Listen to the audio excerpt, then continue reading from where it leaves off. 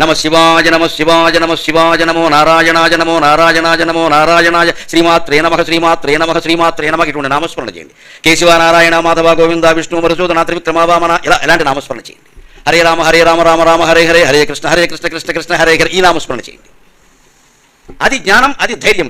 అందుకే ఏ స్తోత్రం చేయాలి ఇంకా చెబుతున్నాడు అక్కడ. దశావతార స్తోత్రం చేయండి. 10 అవతారాలని తలుచుకోండి. శ్రీ మహావిష్ణువు మత్స్య కూర్మవ రాహశ్చ నారసింహశ్చ వామనః రామో రామశ్చ కృష్ణశ్చ కృష్ణ బుద్ధ కల్కి తథైవచ అని 10 అవతారాలు తలుచుకో. మత్స్యక కూర్మక వరాహక నారసింహశ్చ వామనః రామో రామశ్చ పరశురాముడు శ్రీరాముడు, కృష్ణశ్చ బుద్ధక కల్కి తథైవచ. ఈ 10 అవతారాలు ఉండే ఒక్క శ్లోకం చదవండి. అక్కడ ఇంకేమొద్దు. మత్స్య కూర్మో వరాహశ్చ గుర్తుపెట్టుకోవడం కూడా చాలా తేలిక. వాటి పేర్లే అంతకంటే ఇలా. అనుష్ఠుప్ ఛందస్సు. మత్స్య కూర్మో వరాహశ్చ నారసింహశ్చ వామనః రామో రామశ్చ కృష్ణశ్చ బుద్ధక కల్కి. అక్కడికి అయిపోయింది. ఇంకా 4 అక్షరాలు నిండాలి సంస్కృతం ఛందస్సు. అందుకని తథైవచ అది కూడా అన్నాడు. అంతకంటే లేదు ఇక్కడ.